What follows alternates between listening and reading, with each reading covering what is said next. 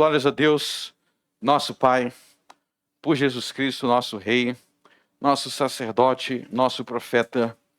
Nós vamos continuar hoje na nossa série de mensagens Rei dos Reis, exposições do Evangelho de Mateus. Rei dos Reis, exposições do Evangelho de Mateus. Nós vamos hoje para a parte 67. E desde a semana passada nós começamos uma minissérie no livro do profeta Malaquias. Por quê? Porque lá em Mateus capítulo 11, podem abrir Mateus capítulo 11, Jesus faz comentários a respeito de João Batista profetizado no livro de Malaquias. E a gente então quer entender Malaquias para entender o que Jesus falou sobre João Batista. É isso. Como é um livro curtinho, nós vamos pôr ele todo. Então vamos ler primeiro Mateus capítulo 11.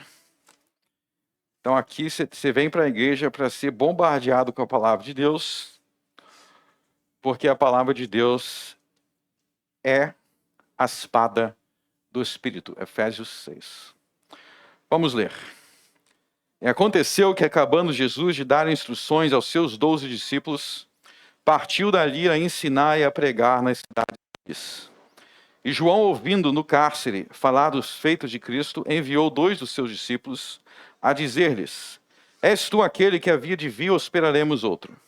E Jesus, respondendo, disse-lhes: Ide e anunciai a João as coisas que ouvis e vedes. Os cegos veem, os coxos andam, os leprosos são limpos, os surdos ouvem, os mortos são ressuscitados, e aos pobres é anunciado o Evangelho.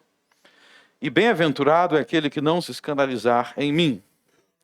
E partindo eles, começou Jesus a dizer às multidões a respeito de João: que fostes ver no deserto uma cana agitada pelo vento?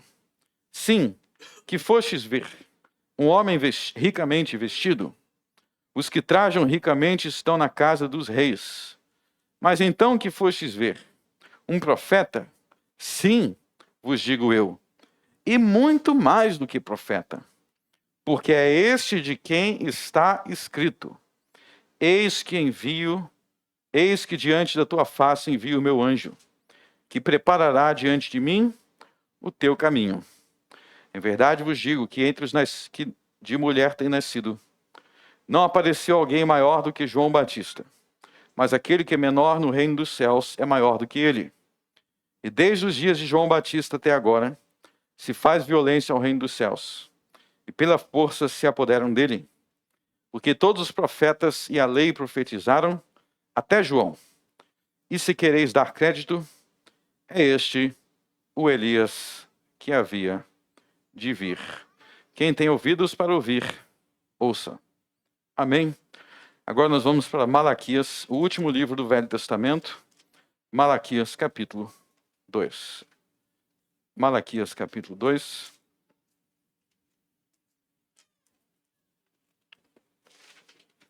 O último profeta do Velho Testamento.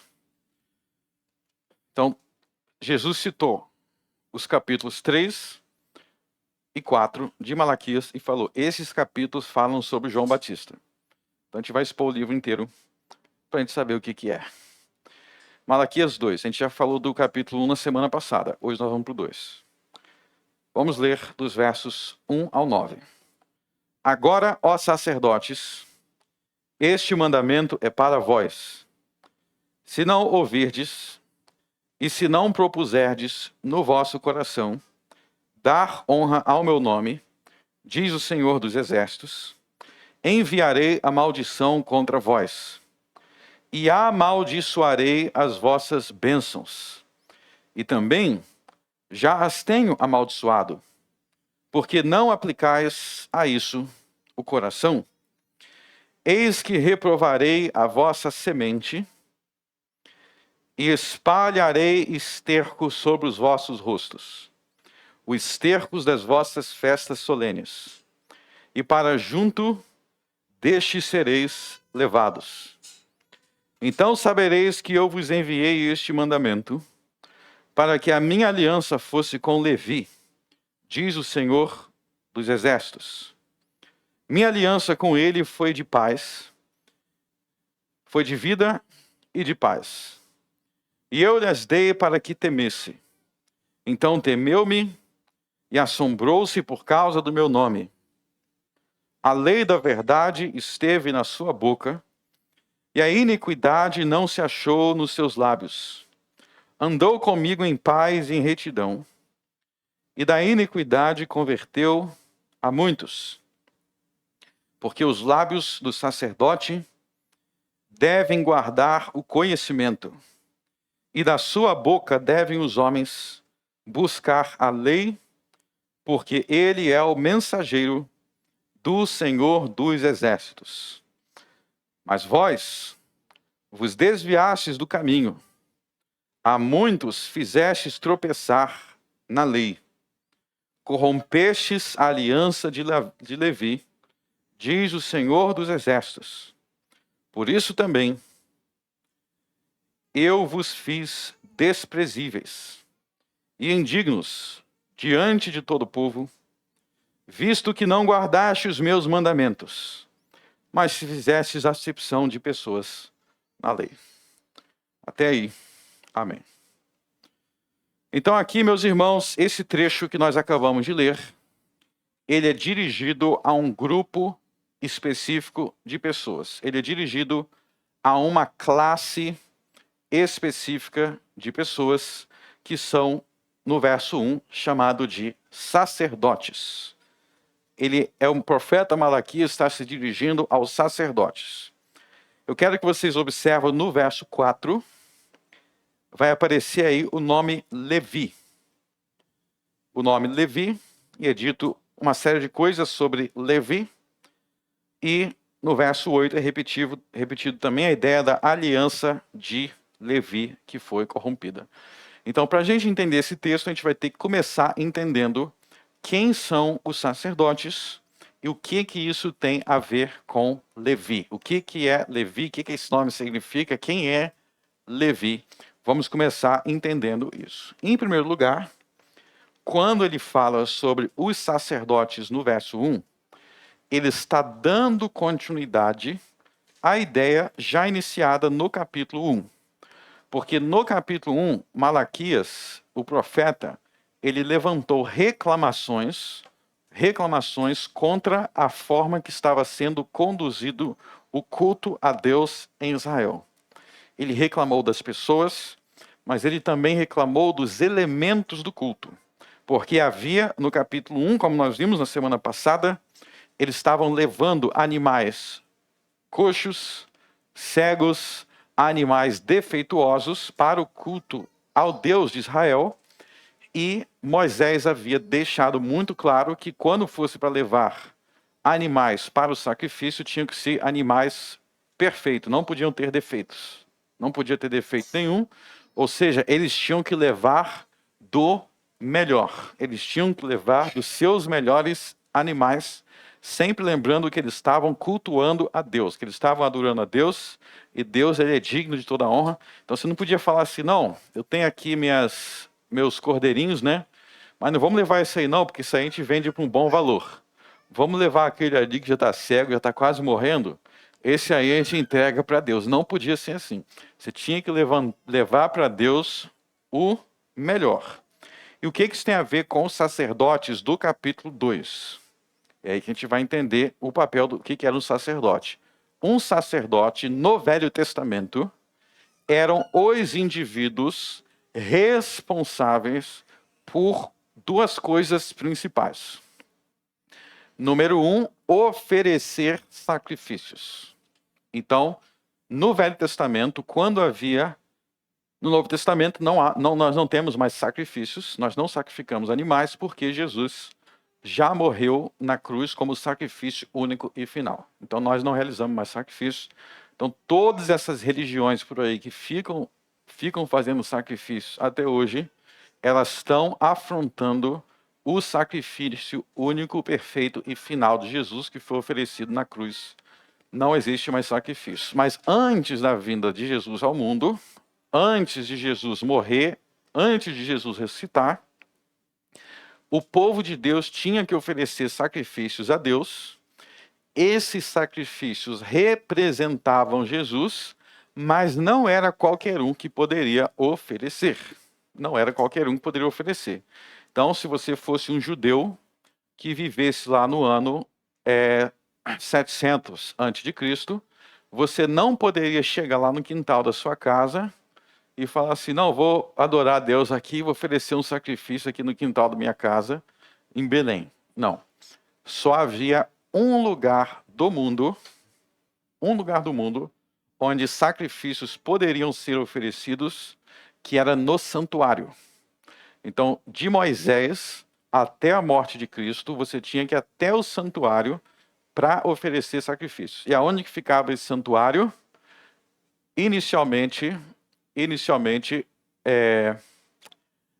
era um santuário móvel, que ele ficava se mexendo, ele era móvel, eles levavam junto no deserto, então ele caminhava com o povo junto no deserto. A partir do tempo de Salomão, o santuário era fixo e ficava em Jerusalém. E assim foi até o ano 70 do primeiro século. Então, esse santuário era o único lugar do mundo que se poderia oferecer sacrifícios a Deus. Agora, deixa eu esclarecer algo sobre a nossa leitura do Velho Testamento aqui, que talvez vocês tenham lido e não tenham entendido. Toda semana a gente tem lido Reis, né? Os livros dos Reis. Vocês já perceberam que tem um comentário que aparece muito lá, que é o seguinte: esse rei aí foi bom, mas... Aí tem um mais assim: o povo continuava a sacrificar nos altos. O povo continuava a sacrificar nos altos. O que eram os altos? Vamos entender o que eram os altos, que tem a ver com isso aqui. Os altos eram lugares de sacrifícios fora do templo. Então, tinha pessoas que faziam sacrifícios fora do templo e não era necessariamente um sacrifícios a um falso Deus, não. Às vezes eram sacrifícios ao Deus verdadeiro, porém no lugar errado. E estava errado também. Não podia falar assim, não, mas eu estou sacrificando ao Deus de Israel aqui nesse alto aqui. Está errado. Deus falou que era em Jerusalém. E tem mais uma coisa. Não era qualquer um que podia sacrificar no templo. Então tem que ter um templo, eu quero ir para o templo. Não. Você teria que ser um sacerdote. Então só os sacerdotes poderiam sacrificar no templo. Então vamos entender. O sacrifício podia ser em qualquer lugar? Não. Qual cidade? Jerusalém. Podia ser qualquer um oferecendo sacrifício? Não, tinha que ser os sacerdotes. Qual foi um dos pecados de Samaria?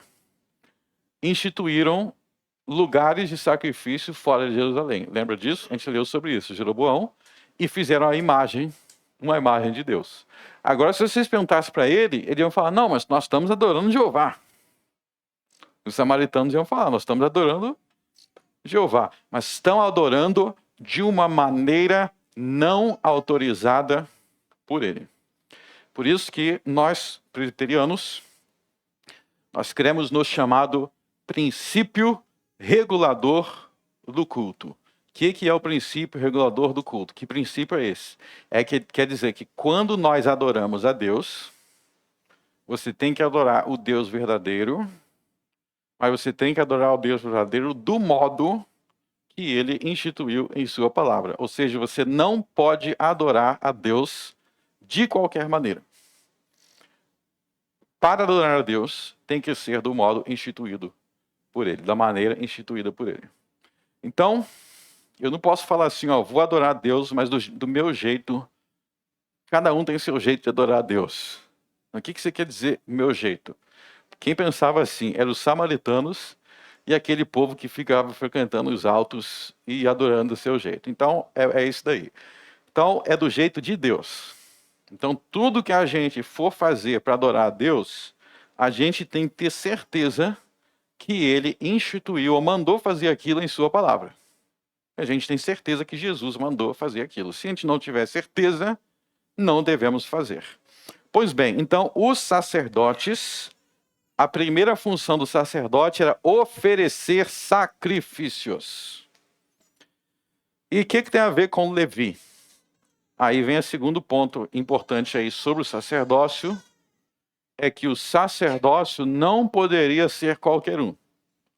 Não poderia ser qualquer um. Então, em primeiro lugar, para você ser um sacerdote, você tinha que ser de israelita. Quem eram os israelitas? Eram os descendentes de Jacó. Então vamos pensar aqui. Abraão, Deus falou, sai da tua terra. Aí Abraão teve o filho Isaque. Isaque teve filho Jacó. Deus mudou o nome de Deus mudou o nome de Jacó para Israel. Então Israel era uma pessoa que era o neto de Abraão. Todo mundo que é descendente de Israel, que é Jacó, é um israelita. E Jacó teve 12 filhos homens, sem contar mulher, mas 12 filhos homens.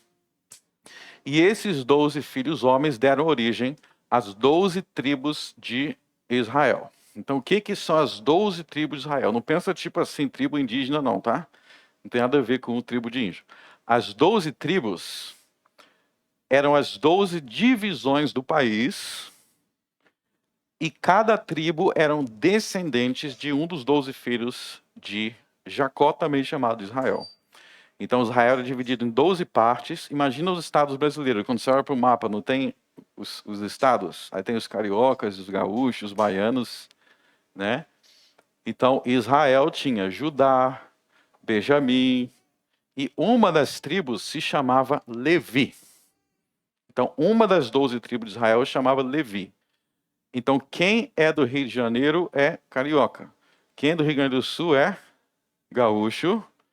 Quem é de Minas Gerais é mineiro. Quem é da tribo de Levi é levita. Então, levita é quem vem da tribo de Levi. Ok? Eu não sei porque que nessas igrejas tem o pessoal aí se dizendo levita. Não sei se eles são israelitas, se são judeus. Não sei de onde por que eles estão falando isso. Eu acho que são tudo brasileiro se dizendo levita. Na Bíblia não tem levita. Aqui na igreja não tem ninguém se chamando levita, exceto se você for descendente de quem? De Levi. Muito bem. Então, se você não fosse israelita, israelita é descendente de quem? De Israel, que o nome anterior era Jacó. Jacó barra Israel teve quantos filhos? 12. Um deles se chamava Levi. Então, os levitas eram descendentes de... Vocês estão acordados mesmo, está confirmado. Vamos lá agora, vamos entender. Para ser um sacerdote, tu tinha que ser israelita e tinha que ser levita. Então, se tu é da Babilônia, tu poderia ser um sacerdote no Velho Testamento? Não. Tá, e se tu é da tribo de Benjamim, tu poderia ser um sacerdote? Não. Ah, mas eu queria muito. Morre querendo. Não podia ser. Então, os sacerdotes tinham que ser levitas. Por isso que aqui ele está falando de Levi. Então, tem gente que se escandaliza hoje em dia quando a gente fala assim, ó, na Bíblia, para ser pastor, tem que ser homem. A gente falou isso, inclusive, sobre isso hoje, na escola dominical de hoje. No Velho Testamento era ainda mais restrito. Não era suficiente ser homem, tinha que ser homem da tribo de Levi. E se não fosse, morre com essa vontade ou desiste. Agora eu vou te falar aqui, tem alguns personagens na Bíblia que não tinham problema com o sacerdote não ser levita. Tem os casos na Bíblia que botava sacerdote de outra tribo, não tinha problema. Sabe quem? Jeroboão, Mica, ou seja, só gente perversa. O que isso te ensina? Te ensina o princípio do sola escritura. O que é o princípio do sola escritura? Somente a escritura. Que os adoradores fiéis, eles seguiam o que estava na Bíblia. E a Bíblia determinava Levi. E os caras que não criam no sola escritura, tipo Jeroboão? aí eles tiravam a coisa da própria cabeça. Então entenda que isso aqui está te mostrando que tirar coisa da própria cabeça não tem precedente na Bíblia. Você teria que seguir a forma instituída por Moisés em sua palavra. Só que nem todos os sacerdotes levitas levavam isso a sério. Levavam isso a sério, porque aqui ele vai ter uma sequência de críticas. Então, os sacerdotes levíticos, inclusive tem um livro de Levítico, né? Por que o livro de Levítico tem esse nome? Porque é o livro com as orientações para os sacerdotes. Por isso que tem nome de Levítico. Mas, vamos ver aqui a crítica que esses sacerdotes vão receber de Deus por meio de profeta Malaquias. Verso 2. Se não ouvires, se não propuserdes no vosso coração dar honra ao meu nome, diz o Senhor dos Exércitos, enviarei maldição contra vós. Então, Deus está falando que ele amaldiçoaria os levitas, se eles não dessem honra ao nome de Deus. Lembre-se que os levitas eram responsáveis pelo culto, pela adoração a Israel, só que eles estavam deixando a desejar. Olha só a maldição do verso 3. Eis que reprovarei a vossa semente, espalharei esterco sobre os vossos rostos, o esterco das vossas festas solenes, e para junto deste ser levado. Olha só que coisa pesada.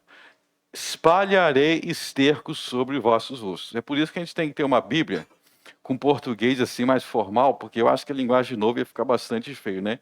Linguagem mais moderna seria: eu vou jogar cocô na sua cara. É isso que Deus está falando. Eu vou jogar cocô na sua cara. E por que Deus está falando assim? Por que o profeta está falando assim? Deixa eu falar uma coisa para vocês. Eu, como pastor, já tive que lidar com alguns pecados muito pesados, muito graves. E às vezes você tem que repreender as pessoas por coisas muito graves. Graças a Deus não é todo dia. Mas tem coisa que é muito grave. E eu vou te dizer, às vezes a gente tem que falar um pouco mais pesado. Quando o negócio é muito grave, tem que falar pesado. Mas hoje em dia as pessoas não aceitam, não querem mais falar dentro da gravidade que é. Tem gente que não quer falar dentro da gravidade que é, e uma das coisas que eu falo com essas pessoas é: olha como que os apóstolos falavam. Olha como que os profetas falaram. Eu estou sendo leve. Eu não chego falando que Deus vai jogar cocô na tua cara. Eu acho que eu vou adotar essa daí. Mas os profetas falavam muito pesado quando o pecado é pesado. Não é que eles eram mal educados, não. Mas a coisa aqui é muito pesada e o peso é coerente com o pecado. Então, se você está roubando, traindo tua mulher há 10 anos, a gente não pode falar levinho com você e passar a mão na sua cabeça. Tá vendo a linguagem dos profetas como é que é? Ela é de acordo com o pecado. Eles falam leve quando as pessoas estão humildes, quando estão arrependidas, mas um povo rebelde assim, eles falam pesadas. Mas por que entra o esterco aí, né? O esterco é cocô. Por que Malaquias está falando sobre isso? Vamos entender o contexto, tá? Lembra do capítulo anterior? Qual era a reclamação do capítulo 1? Vamos voltar lá.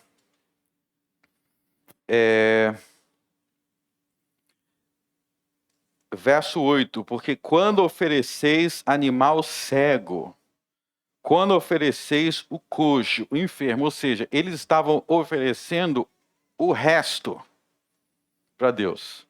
O resto dos animais para Deus. Então, no capítulo 2, é como se Deus respondesse: eu também vou te dar o resto, o cocô. A minha bênção vai ser essa: eu vou te dar o resto desses animais que vocês estão trazendo assim. Então, veja que a linguagem de Deus é páreo com o tipo de pecado. Você vai trazer o resto dos teus bichos, pode deixar que eu vou amaldiçoar você com os restos deles. Esse é o papo. Essa é a linguagem. Então, é uma linguagem que deve causar temor e pavor. que é que Deus retribui segundo as nossas obras. Então, se nós vamos dar o resto para Deus, Ele vai nos jogar o resto daquilo na nossa cara. Se nós oprimimos, Deus envia opressores. Já falei muitas vezes aqui o caso de Jacó. Por que Jacó teve que passar 14 anos sendo escravo na terra dos seus antepassados com um patrão idólatra e sendo enganado por duas irmãs? Jacó foi enganado, aí virou escravo por 14 anos. Você já parou para pensar nessa história aí? Que coisa pesada. Por que ele voltou para essa terra? Porque ele enganou o seu irmão. Então Jacó enganou o seu irmão, logo ele foi enganado. Deus falou, vamos voltar para sua terra lá que você vai cair na mão de quem entende muito de engano. Aí chegou Labão. No primeiro dia estava Labão de braços abertos. Não, vem cá, Jacó, você é meu parente. Nós somos parentes. Aí fez festa, né? Fez festa. Tudo parte do trambique.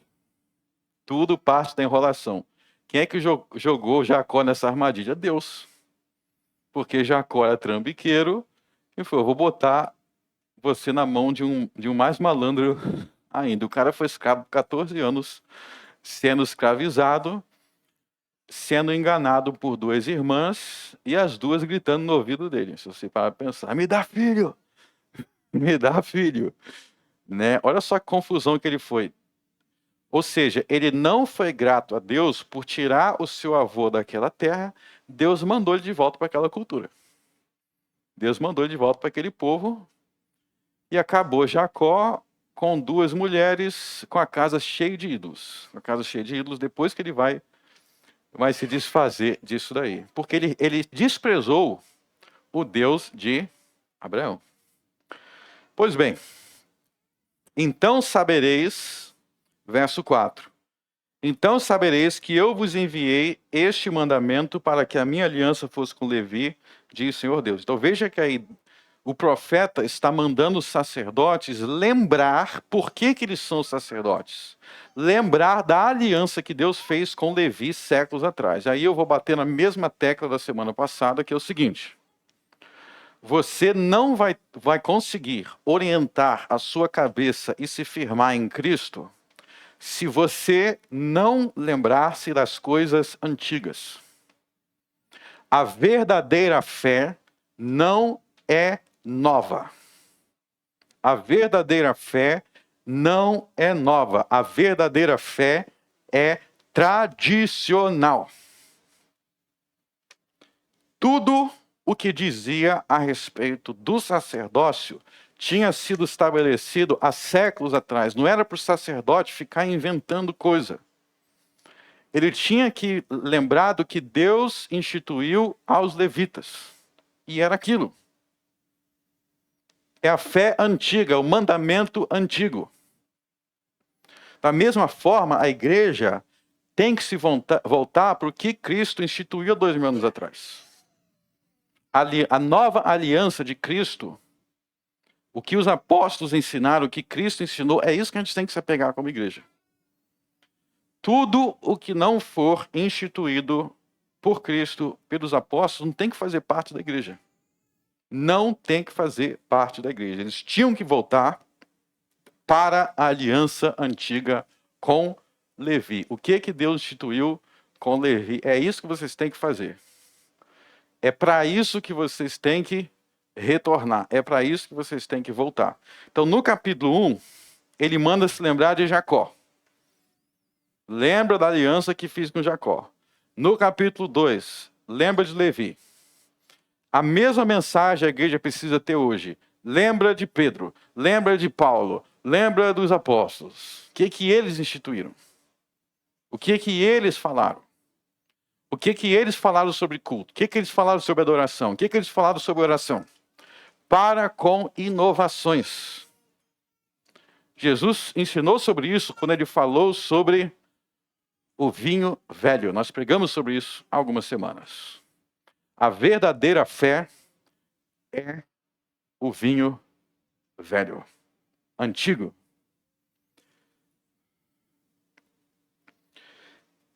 E aqui eu quero que vocês percebam o seguinte.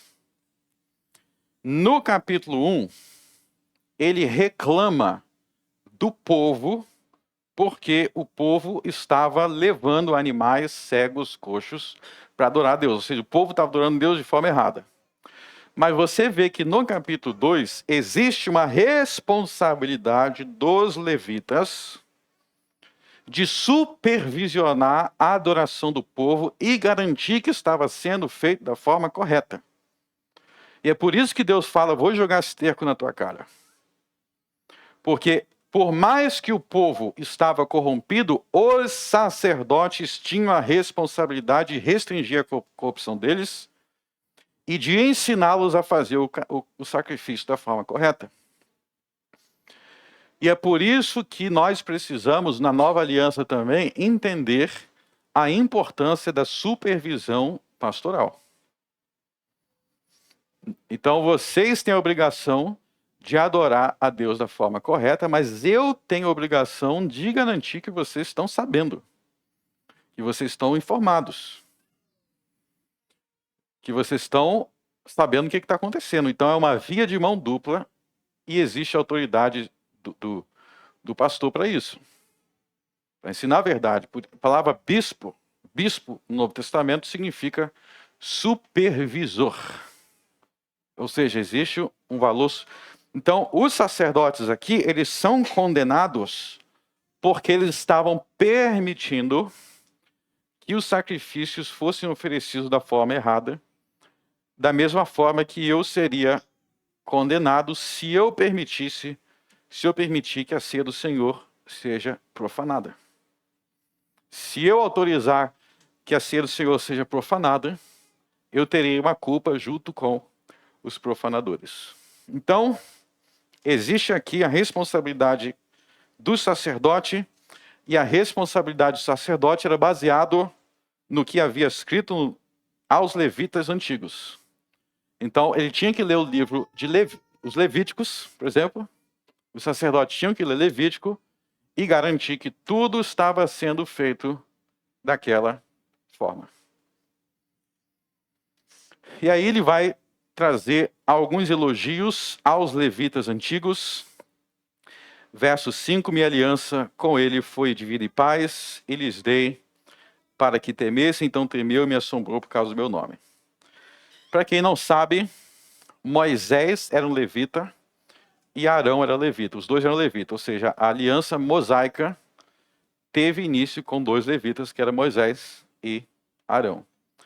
Pois bem, no verso 6 diz assim: a lei da verdade esteve na sua boca. E o verso 7 vai dizer, porque os lábios do sacerdote devem guardar o conhecimento.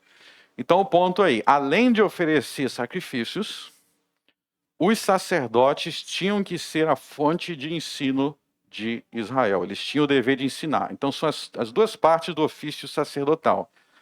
Oferecer sacrifícios e ensinar. Ou seja, os sacerdotes levitas eram os pastores de Israel. Então existe aqui uma função de que, dito de outra forma, os líderes espirituais do povo precisam ter a palavra de Deus na ponta da língua. É essa a ideia. Precisam ter a palavra na ponta da língua, porque no verso 7, da sua boca devem os homens buscar a lei, porque ele é o mensageiro dos exércitos. Então, os sacerdotes tinham que ser alguém confiável, onde as pessoas iriam para aprender sobre a palavra de Deus. Iriam aprender sobre a palavra de Deus com elas. Tinham que ser pessoas confiáveis para isso. E esses sacerdotes do tempo de Malaquias não eram assim. Eles estavam corrompidos. Não se podia encontrar lei na boca deles. Vamos falar um pouco sobre isso daqui, tá? Pois bem, veja uma situação aqui. Deus instituiu o sacerdote para ensinar a sua palavra. esses sacerdotes estavam corrompidos.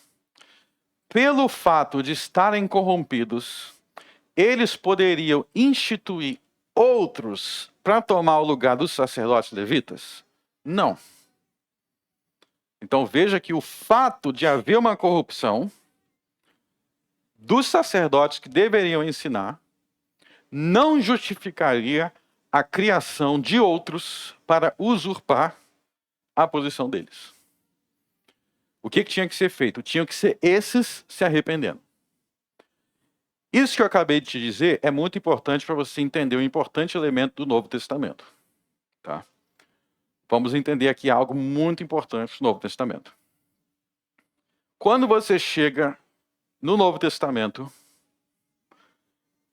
tem um grupo de pessoas lá que influenciava os israelitas, os judeus, a terem muitas heresias, acreditar em muita loucura, acreditar em muita besteira, a deturpar a Bíblia.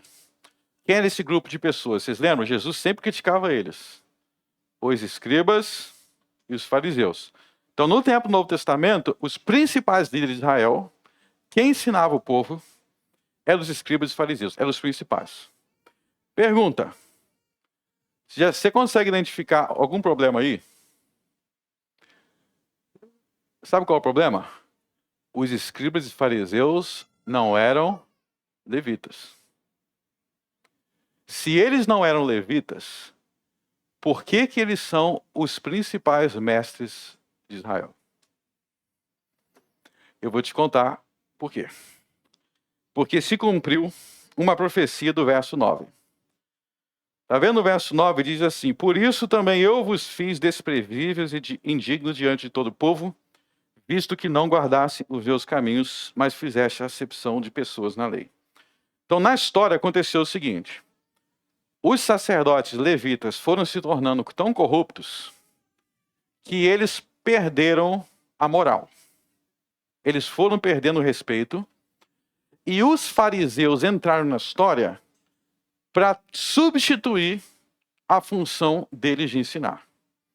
Então, o que eram os fariseus que você lê tanto no Novo Testamento? Era o grupo de leigos, não ordenados, tentando ensinar o que os levitas tinham falhado. Qual o problema com isso? Eles não foram instituídos por Deus. E por isso ensinavam heresias. Mas o ponto é, um grupo falhou e o povo quis uma outra solução. Qual o problema dessa outra solução? Não é a solução de Deus. Sabe o que eu vejo muita gente falando hoje em dia? Eu já vi algumas pessoas falando assim, ó, tem que ter pastoras mulheres, porque os homens estão falhando. Então tem que botar as mulheres. É o mesmo raciocínio. Tem um grupo que está falhando, vamos dar o nosso jeito aqui. Não foi assim que Deus instituiu. Então, se você ler Êxodo, vocês vão ver que, inclusive, quando os levitas eram ordenados, havia unção com óleo sobre a cabeça dele. O que era unção com óleo? Representava o Espírito Santo. Ou seja, o sacerdote levita tinha a presença do Espírito Santo no ministério dele, que permitia ele ministrar da forma correta. Os fariseus não tinham a unção do Espírito Santo. Os fariseus não tinham a unção do Espírito Santo. Quem é que teve que aguardar o Espírito Santo ungí-lo para também começar a pregar, a ensinar? Jesus. Vocês lembram que Jesus só começou a ensinar depois que ele foi ungido com o Espírito Santo em seu batismo? Qualquer tentativa de fazer qualquer coisa, por melhor intencionado que seja, sem o Espírito Santo, vai fracassar. Vai fracassar. Os apóstolos, para pregar, tinham que esperar o Espírito Santo batizá-los. Cristo, para ensinar, teve que ter a unção do Espírito Santo. Teve que funcionar dentro da estrutura pré-ordenada por Deus. Quando tentava fazer algo fora, dava errado. Aí eu vou te falar agora. Eu falei que os falsos mestres sem unção de Israel eram os fariseus. Eles não eram levitas. Agora eu vou te dizer o nome de 2 levitas no Novo Testamento, que esses eram os verdadeiros mestres de Israel. Sabe quem são? Zacarias e João Batista. João Batista era um verdadeiro levita que pregava contra os falsos mestres, os fariseus. Vamos ver isso daqui em Lucas 1. Abram em Lucas 1.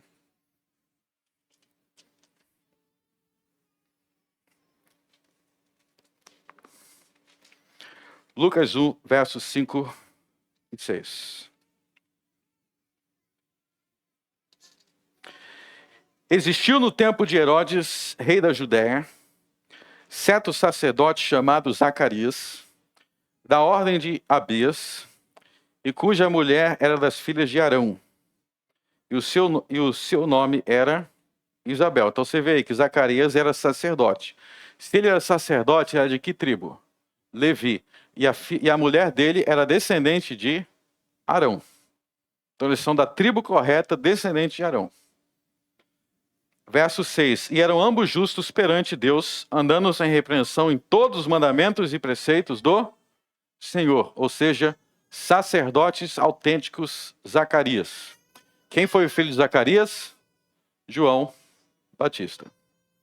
Então João Batista, ele entra na história de Israel como o remanescente dos levitas fiéis a Deus. João Batista é o último grande levita de Israel e ele cumpre bem a sua função, passando o bastão para Jesus, o novo sacerdote. Então não é por acaso que foi um levita. Tinha que ser um levita a batizar Jesus. Agora vamos voltar para Malaquias. Vamos para algumas aplicações práticas disso que eu acabei de dizer.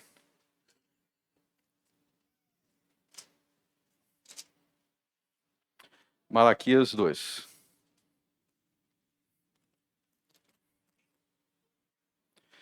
Se conforme o verso 7,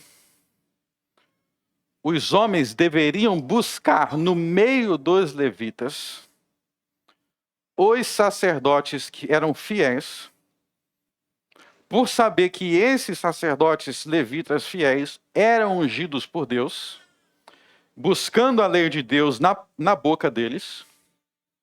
A aplicação para nós no Novo Testamento é que nós não devemos buscar aprender com qualquer um, mas somente com aqueles que têm a garantia de que são ungidos por Deus e seus autênticos mensageiros. Então, ao trazer o povo de volta, ao trazer os sacerdotes de volta à missão deles, e o povo à submissão a esse sacerdócio, Deus está reconstruindo o meio correto de aprender a lei dele. O meio correto de aprender a Bíblia, o meio correto de aprender a lei de Deus, o meio correto de aprender as coisas de Deus, não é indo após os hereges, nem aos mestres corrompidos, sem unção, sem o Espírito. Isso é como correr atrás dos fariseus. Querer aprender com falsos mestres é como querer aprender com os fariseus. Eles não têm o Espírito. Eles não foram ungidos com o Espírito Santo. Aqueles que são autenticamente ungidos com o Espírito Santo, esses são capacitados pelo Espírito para ensinar com poder e com eficácia. Não é um poder inerente nele, mas é um poder que procede do Espírito de Cristo. Nem mesmo os apóstolos de Cristo poderiam ensinar sem serem ungidos pelo Espírito de Cristo. E a gente tem uma grande crise no Brasil. A religiosidade brasileira é confusa por esse ponto. As pessoas querem dar ouvido a tudo. As pessoas querem dar ouvidos a todos. Não discerne. No Brasil, as pessoas estão ouvindo o padre tal, daqui a pouco está ouvindo o pai de santo, daqui a pouco está ouvindo não sei mais quem, fala assim, não, é tudo bom, é tudo abençoado. Até às vezes dentro da igreja, né? Dentro da igreja fica muitos que se dizem evangélicos protestantes assistindo e ouvindo padres. Que são, a gente sabe que eles são comprometidos com heresias.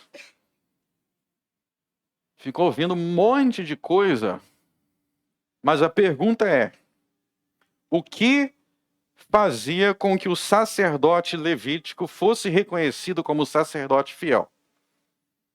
Se a lei de Deus estivesse na sua boca, ou seja, se o ensino dele fosse fiel à Sagrada Escritura. É muito claro isso no verso 7. Os lábios do sacerdote devem guardar o conhecimento e da sua boca devem os homens buscar a lei. Não é buscar a opinião dele.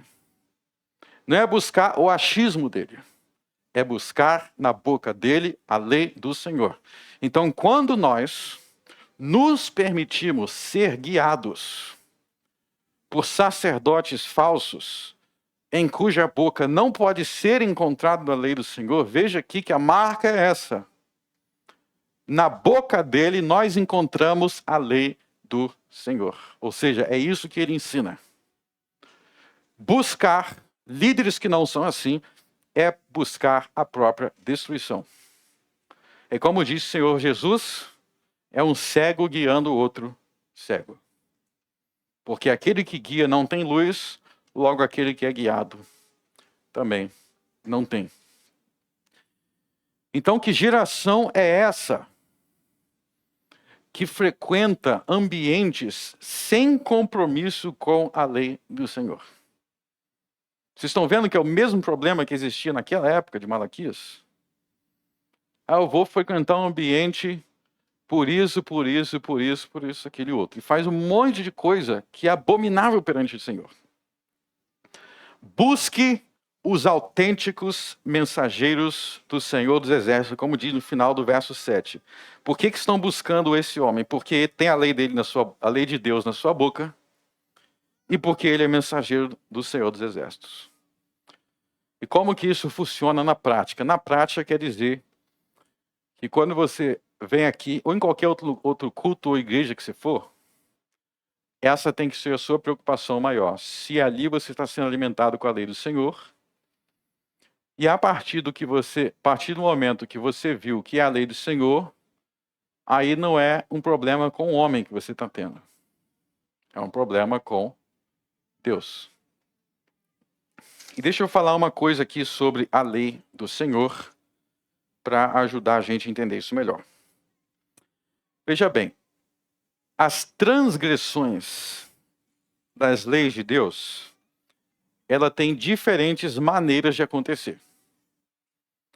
Então, existem transgressões que são mais escrachadas, mais diretas, mais profundas, e tem aquelas que têm uma sutileza. Então,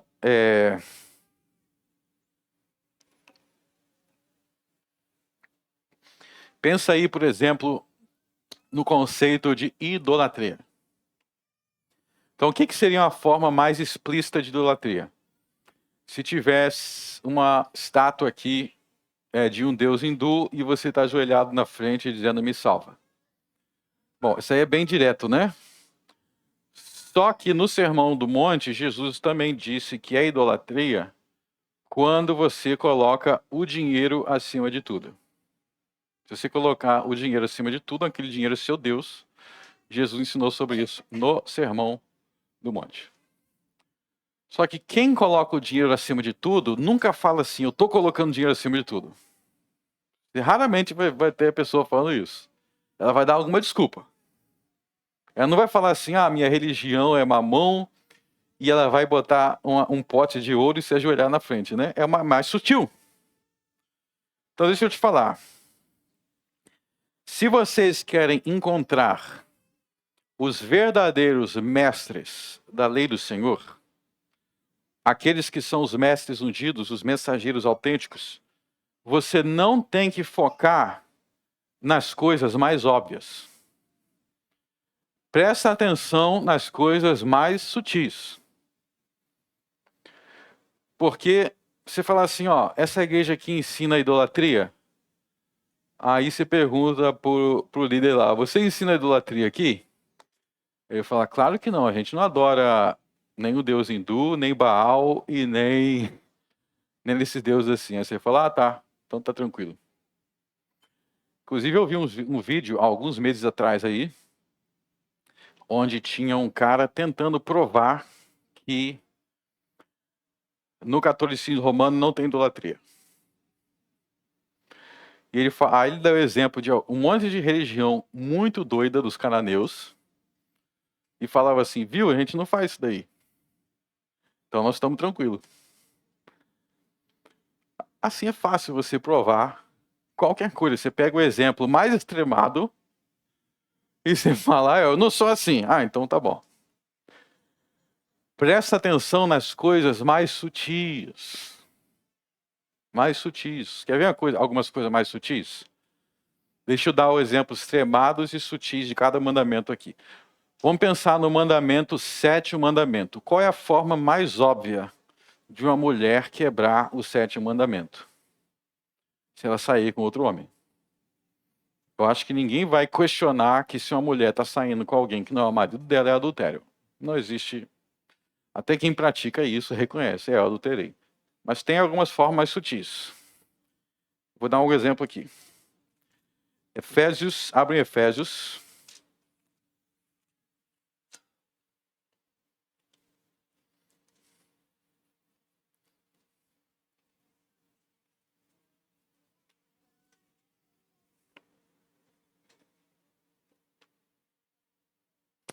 Efésios capítulo 5.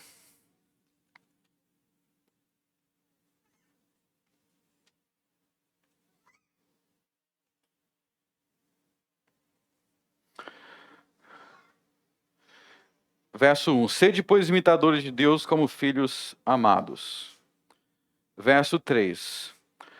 Mas a fornicação e toda a impureza ou avareza nem ainda se nomeie entre vós, como convém a santos.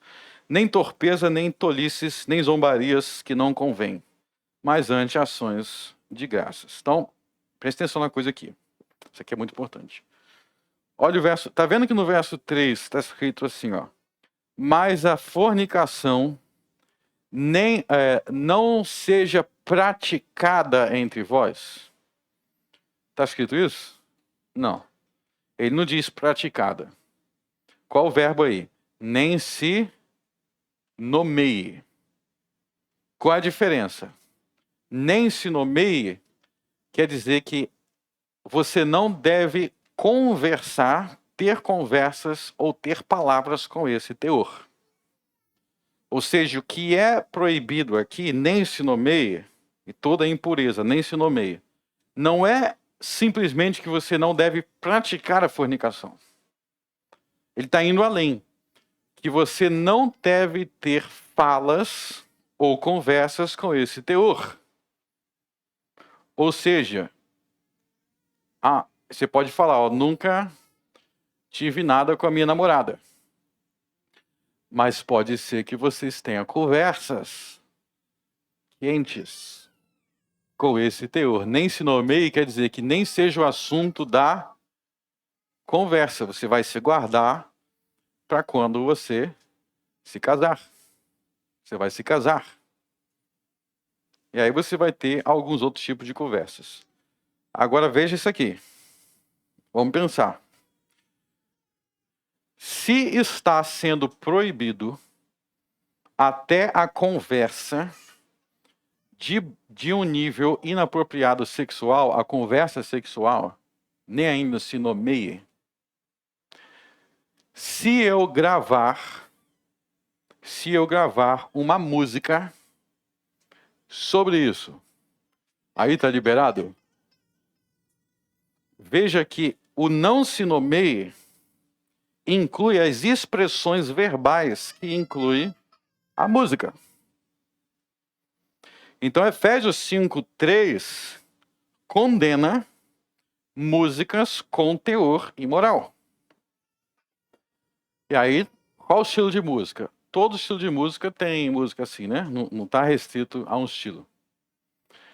O que o pessoal mais fala é funk, mas tem sertanejo que é só falando de traição, de adultério, que vai trair, que vai não sei o quê, que vai não sei o que lá. Vocês estão entendendo que esse tipo de música é condenado pelo verso 3 a partir do momento que ele condena o uso desse tipo de linguagem? Ou se você pensar nos palavrões, o que é um palavrão? O que define uma palavra como um palavrão? É o uso da linguagem sexual de forma baixo nível. Quando você fala pessoa, é aquilo outro. Pode reparar que os palavrões é a linguagem sexual num baixo nível. Pois bem, então se eu como pastor, como mensageiro do Senhor, se eu te ensinar, mulher, não traia o seu marido, marido, não traia a sua mulher, isso é correto. Eu estou te ensinando o 7º mandamento. Mas essa fala aí é a forma mais óbvia. É óbvio, na verdade. Você vai ver se eu levo a sério mesmo, se eu te ensinar as formas mais sutis. Para de falar palavrão, porque falar palavrão é quebrar o mandamento contra o adultério. Está explicado aqui. Para de ouvir aqueles sertanejos e aqueles funks e aquelas músicas que falam disso dessa forma. É adulterar também. É adulterar também? Sim. Como bem ensina o Senhor Jesus, em Mateus 15, Jesus ensina em Mateus 15 que os 10 mandamentos, eles são quebrados no coração, nas palavras e nas ações. Jesus ensinou isso com muita clareza em Mateus 15. Então, se eu te falar, para de ouvir, para de falar assim, para de xingar, para de falar isso, o que você acabou de encontrar na minha boca? A lei do Senhor. E se você não aceitar isso, você não tem problema nenhum comigo. Porque é a lei do Senhor. Então nós temos 10 mandamentos, e cada um dos 10 tem como ser quebrado de 3 maneiras. No coração, com a boca, ou seja, falando ou cantando, ou com a sua ação concreta. Sabe qual é uma das marcas de um falso mestre e um herege? Ele até fala dos mandamentos, mas ele só fala da forma mais óbvia. Só da forma mais óbvia. Olha, sinceramente, eu tenho que ser uma pessoa muito degenerada para falar assim, ó, pode trair tua mulher, pode trair teu marido. Ninguém defende isso. Então, se tem alguém ensinando isso na igreja, está ensinando certo, né? Mas está ensinando o óbvio. E a gente não pode ser uma igreja superficial. Então, isso é a marca. As igrejas superficiais ou fracas são assim. Elas só vão te repetir coisas óbvias superficiais. O que é idolatria? Idolatria é se você adorar o Deus tal. Legal, não conheço ninguém que adora Baal. Então tá todo mundo tranquilo, né? Isso aí é o falso. Ele está te dizendo só o óbvio porque ele não quer entrar na parte que vai te incomodar. É mais fácil. Quando eu fico só dizendo obviedades, coisas que todo mundo nem faz. Se eu te falar assim, lá entre os cananeus, eles adoravam Baal e colocavam fogo, tinha um fogo dentro da estátua de Baal que eles jogavam os filhos de dentro. Aí você fala, isso eu nunca faço. Graças a Deus, né? Só que eu estou te dizendo algo assim tão óbvio que eu estou favorecendo o seu pecado. Porque aí você vai achar que você está tudo bem e na verdade vocês não estão. Porque você tem maneiras mais sutis de quebrar aquele mandamento. É por isso que a gente aqui tem que ser direto e reto. E você vê, é difícil descobrir essas maneiras sutis? Não, porque é dito explicitamente na Bíblia, não é difícil não. Verso 4. Nem torpezas, nem tolices, nem zombarias. Que é tolice? A palavra tolice aí, no original grego, tem uma conotação bem específica. Você percebeu que o contexto aqui tem um contexto sexual. Tem algumas traduções, não sei se alguém tem alguma tradução aí que diz gracejos indecentes. Então, tolices aqui é tipo aquela besteira de duplo sentido que você fala, aquela piadinha de duplo sentido, gracejos indecentes. Inclusive, é assim que muitos vão entrando no adultério. Já para pensar que o adultério não começa com o ato. Começa com uma piadinha aqui, uma piadinha lá, aí você viu que ela riu, aí você vai deixando as coisas mais explícitas, aí daqui a pouco você bota uma música, e aquela música vai entrando no coração, que fala aquele tipo de coisa. É assim que começa. Nenhum pecado começa no ato. Começa no pensamento, aí vai para as palavras. Então eu estou dizendo alguma coisa aqui sobre a lei do Senhor, que a Bíblia não fale, é assim que a Bíblia fala. E são esses mestres que você tem que procurar. É quem vai te levar para o profundo. E aí eu finalizo com um aviso. Isso aqui não se aplica só na igreja que você vai, né? Mas quem que você vai ouvir, quem que você vai ler? Quais autores você vai pegar para ler? Quem que você vai ficar assistindo no YouTube? Os falsos mestres, eles te ensinam óbvio, para parecer que está certo, e corrompe o resto. O resto é corrompido. Eu não conheço nenhum falso mestre no Brasil que vai falar assim, pode ser idólatra. Nenhum, não conheço nenhum. Será que eles não são idólatras só porque eles falam isso? Vamos orar. Altíssimo Deus, graças te dou por João Batista e por seu pai Zacarias, que eram os levitas ungidos com o Espírito de Deus. Obrigado por João Batista, o maior de todos os levitas da história. Maior do que o próprio Arão, maior do que o próprio Moisés. Porque na presença dele foi ungido o sacerdote eterno, Jesus Cristo, sacerdote segundo a ordem de Melquisedeque.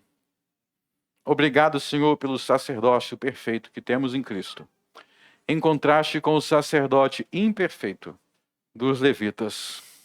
No nome de Cristo eu oro. Amém.